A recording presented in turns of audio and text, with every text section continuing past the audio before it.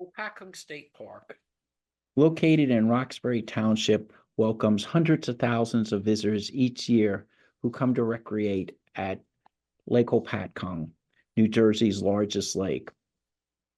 What is missed by so many of those visitors is that this area had an entirely different use, which allowed it to become a state park, and that it was the home of a very important piece of the Morris Canal.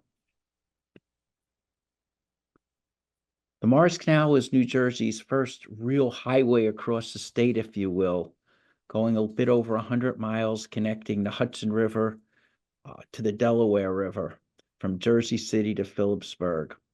And to climb the almost 1,000 feet to Lake Hopatcong and then back down another over 700 feet to the Delaware River, it involved an intricate system of 23 locks and 23 planes. Each of these needed people that operated them. And as a result, you had families usually that needed to live right by these locks and planes. And we have lock tenders and plane tenders house.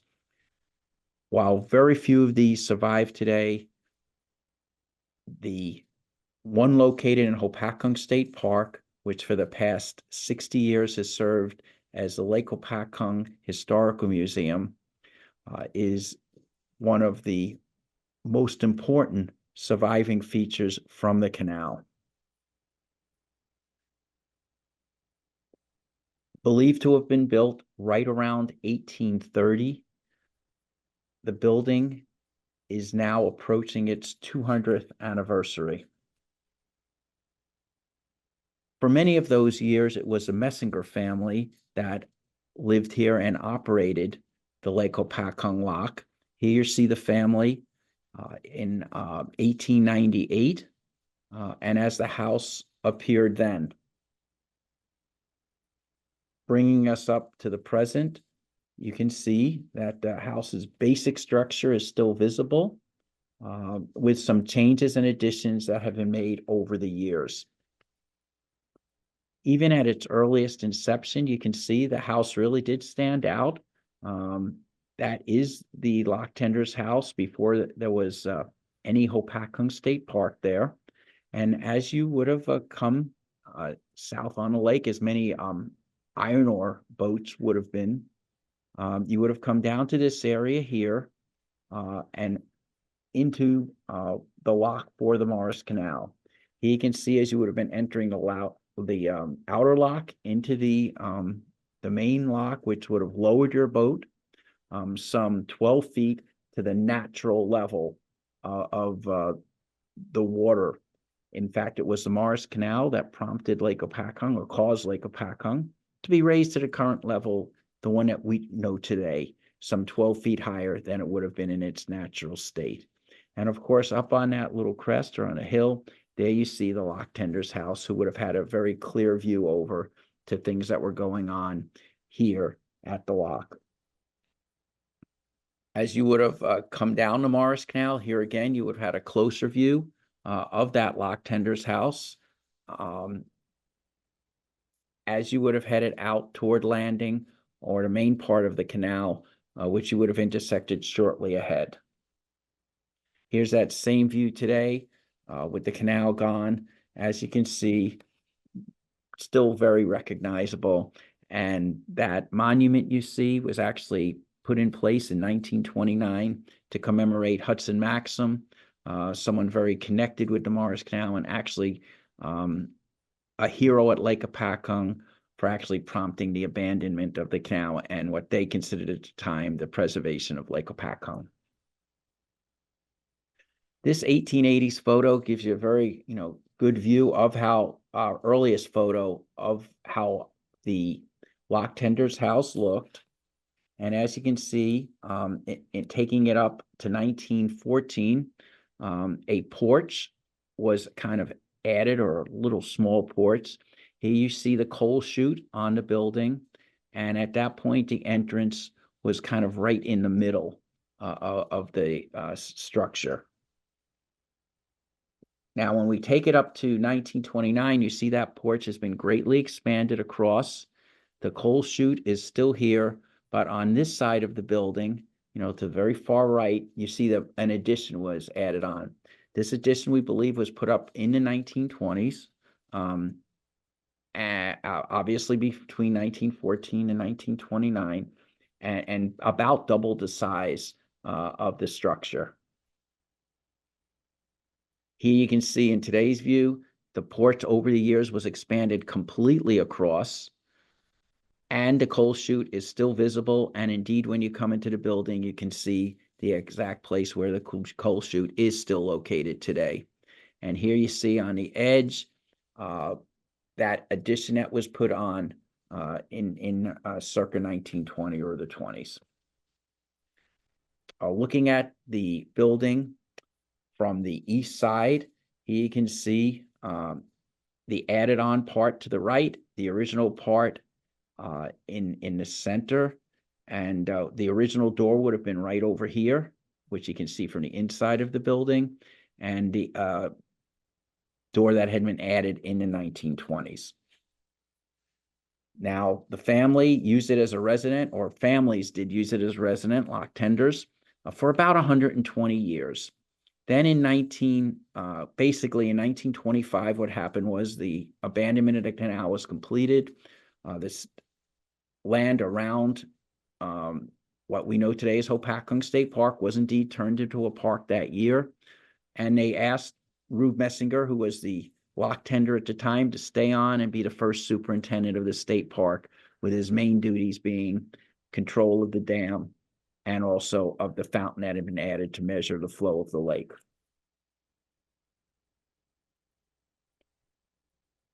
Basically, it remained a state building through the 50s into the early 60s, when it was realized that a much bigger building would be needed for the park.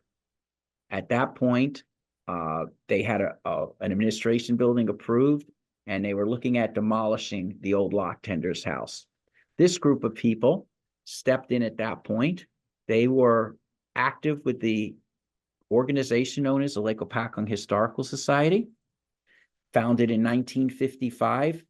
Since their inception, they had been looking for a home for a museum of Lake Hopatcong. After a couple of false attempts, they settled on this building. After somewhat lengthy negotiations with the state, they were able to obtain a lease in spring of 1965, and September 11th, 1965, they opened the Lake Hopatcong Museum.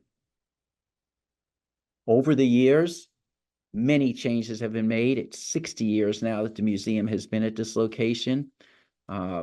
Exhibits have come and gone, have been modernized. Lots of groups have visited. It's been a real pillar of the community.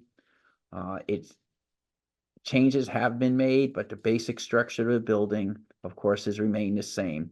You'll notice how many trees have just come and gone over those years. We've had lots of visitors, lots of exhibits, and it continues to evolve to this day.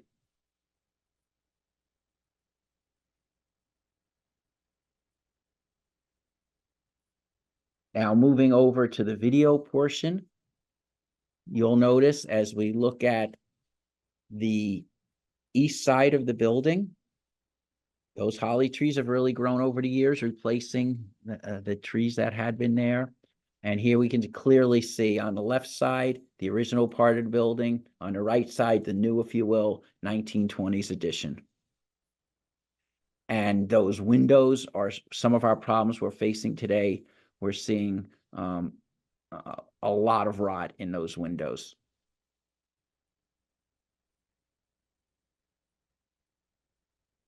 Just to the side of the building, the original forge wheel that was located when the canal was being abandoned and was brought up here for display. And here you can see the north side of the building.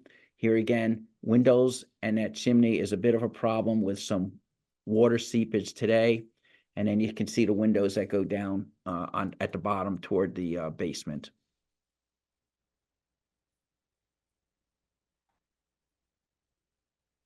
Turning toward the west side of the building, you can have a very clear picture of the original side. And here you can see this would have been the side looking right down at the canal. And you look at the fountain today, which was recently restored and restarted.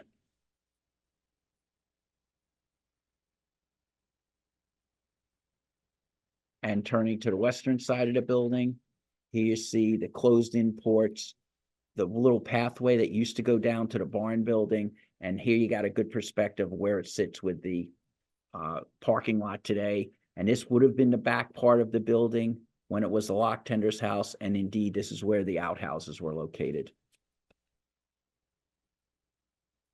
Moving inside the building, the entry area and some wood paneling that seems to date back from when the state park first made it its office, and into these small rooms that we have now converted into the museum over the years and continue, as I had mentioned earlier, to evolve the exhibits.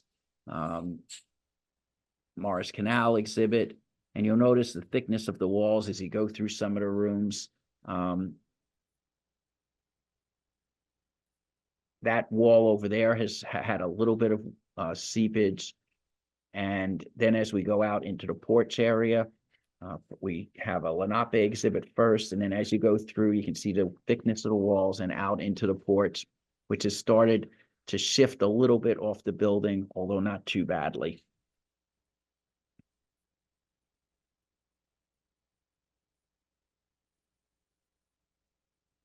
One thing you'll notice in the building that pretty much every original window has been converted into exhibit space.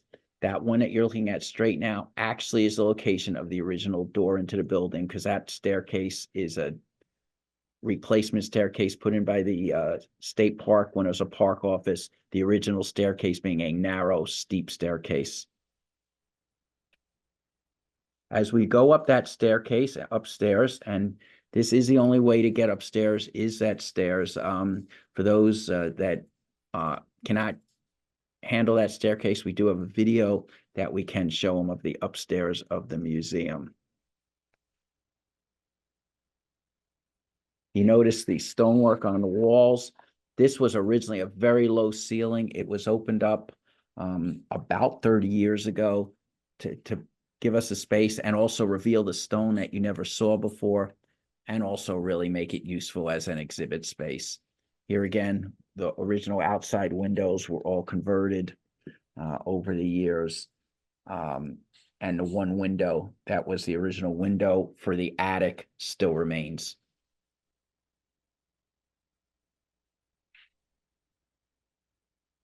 Finally,